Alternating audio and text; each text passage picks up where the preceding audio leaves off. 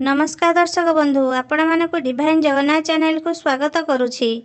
हिंदू शास्त्र रे मळ मास हेउछि गोटे अधिक मास, जाहाकु जोड़ा मास, अधि मास, पुरुषोत्तम मास बोली मध्य कुहा जाए।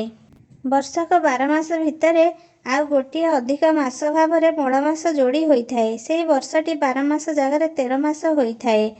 12 मासरे 12टी राशि परिवर्तन होइथाए। मळ मास पाखापाखि 32 मास 16 दिन 6 घंटा पड़ी थाए। यही मळ मास प्रति 3 वर्षरे थरे आसे, जहाँ चंद्र वर्ष 354 दिन 8 घंटा एवं सूर्य वर्ष 365 दिन 6 घंटा मध्य थिबा तफात को समन्वय करिया पई जोड़ा जाए। पौराणिक और ज्योतिष गणना अनुसार 16 मास चंद्र मास जोगु पड़ी थाए मळ मास। पौराणिक कथा अनुसार हिरण्यकशिपु को मारिया पई भगवान विष्णु मळ मासर सृष्टि करथिले।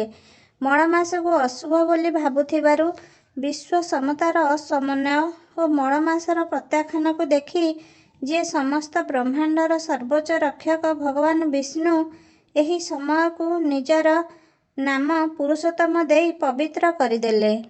चलित वर्ष अधिक ज्येष्ठ मास रूपे मळ मास पालन हब। एही मळ मास 17 मे 2026 ठारू 15 जून 2026 पर्यंत पड़ुछि। मळ मासरे कौनसी संक्रांति न हेबारु एहाकु कर्मकांड पई अशुभ मना जाए। एही समय कौनसी शुभ कार्य करा जाए नाही। विवाह, निर्बंध, उपनयन, गृह प्रवेश, नूतन गृह निर्माण, भूमि पूजा, जलाशय खनन और प्रतिष्ठा, देव विग्रह प्रतिष्ठा, नूतन संपत्ति किंबा जानवाहन क्रय, नूतन व्यवसाय आरंभ आदि कार्य करा जाए नाही। मळ मास भक्त मानक आत्मिक शुद्धि पई अद्भुत सुजोग देइथाए।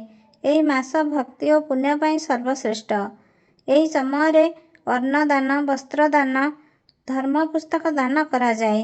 जप तप, दीप प्रज्वलन, भगवत गीता पाठ, विष्णु सहस्र नाम भजन कीर्तन करा जाए।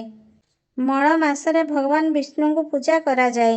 पूजा करने द्वारा पितृदोष एवं ग्रह दोषरु मुक्ति मिले। अन्य मास तुलना रे मळ मासरे मनस्कामना अधिक पूर्ण होइथाए।